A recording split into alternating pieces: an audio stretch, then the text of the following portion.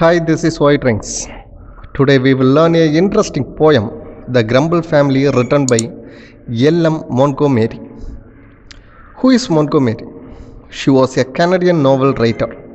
She published 20 novels, 530 short stories, 500 poems, and 30 essays. Her work, diaries, and letters have been tested by the readers worldwide. Let's move to the poem. The Grumble Family. Through this poem, the poet portrays her neighborhood and the worst characters of human beings.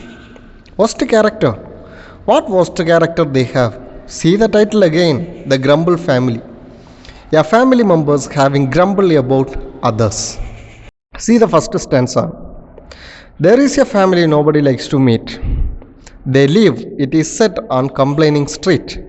In the city of never are satisfied, the river of discontent beside. The poet says, in her village there is a family, everybody hates those people because of their worst behavior.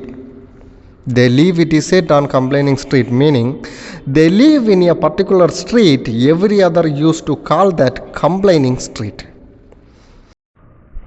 The city of never are satisfied, meaning their street is located in the city named never are satisfied. Then the river of discontent beside, and the river named discontent runs beside their complaining street. Moreover, the villagers named the street, city, and river as per the characters of the particular family. They just reveal the qualities of a family through it. The family members are always complaining about anything, so the street name. And they never ever satisfied with anything, so the city name. And they are longing for something better than the present situation, so the river name. So the names of the street, city, and river reveals the quality of the family. See the second stanza. They growl at that and they growl at this. Whatever comes, there is something amiss. And whether their station be high or humble, they are all known by the name of grumble. They growl at that, they growl at this. They growl at everything. They are complaining everything. Whatever comes, there is something amiss, meaning whatever comes to them, even it is money, they will find a fault or mistake at that. And whether their station be high or humble, they are all known by the name of grumble, meaning whether their station is so high or so poor, with such a character, the family is known by their quality of grumble. So, in this stanza, the heartline of the stanza is, whatever comes, there is something amiss. This line shows their quality of living. So, third stanza. The weather is always too hot or cold. Summer and winter I like this cold. Nothing goes right with the folks you meet down on that gloomy, complaining street. So, the weather is always too hot or cold. Summer and winter I like this cold. The family, they scold the weathers even whether it is hot or cold, summer or winter. They never ever satisfied. Then the last two lines says, nothing goes right. Everything has a mistake with the people who live on the gloomy, complaining street. Fourth stanza. They growl at the rain and they growl at the sun. In fact, their growling is never done. So the thought of such people is somewhat crazy because they never stop growling at any weather conditions, be it a rainy season or a sunny time. And if everything pleases them, there isn't a doubt they would growl that they had nothing to grumble about. In case of every condition and situation please them or comfort them, as everybody thought that they got satisfied. But there is no doubt again they will start to growl at that about not having anything to grumble about. What a poor quality the poet sees at the people. Fifth stanza. But the queerest thing is that not one of the same can be brought acknowledge his family name. But the strangest thing is, queerest means strangest.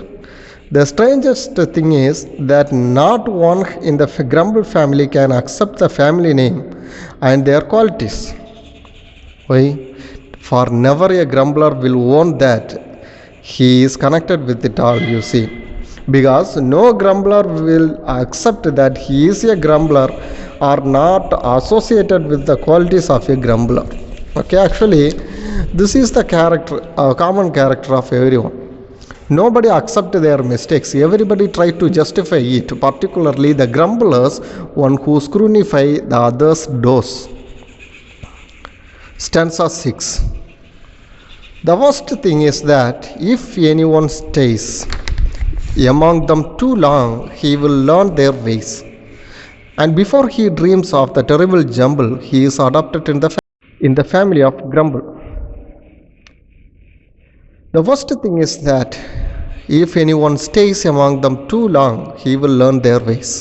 So the worst thing is, if anybody speaks with them or befriend with them or stays with them too long, they also automatically learn their behavior. Before he dreams of the jumble, he is adopted in the family of grumble. Before he realized the truth, he fell into the family of grumble. So the poetess said it is a habit which is contagious, means easily spread one to another. What should we do then if we see the grumblers? The solution is given in the stanza 7. And so it were wisest to keep our feet from wandering into the complaining street. So the wisest thing is, do not go there in the complaining street. Don't speak with them. And never to grovel whatever we do, lest we be mistaken for grumblers too. And the important one is, do not grumble or complain at anything. If we do even, we are mistaken as grumblers. So stay away and stay wise. The last stanza. Let us learn to walk with a smile and a song. No matter if things do sometimes go wrong. Therefore, let us learn to walk with a smile on our lips and a song in our mouth, even when things go against our desires. And then be our station high or humble, we will never belong to the family of grumble. Even if our position is high or humble, we will never belong to the family of grumble. So rich or poor, one finds happiness in leading a peaceful life. No one likes to be tormented by quarrels and grumbling. So the poet's advice is not to have the habit of grumbling. Thank you.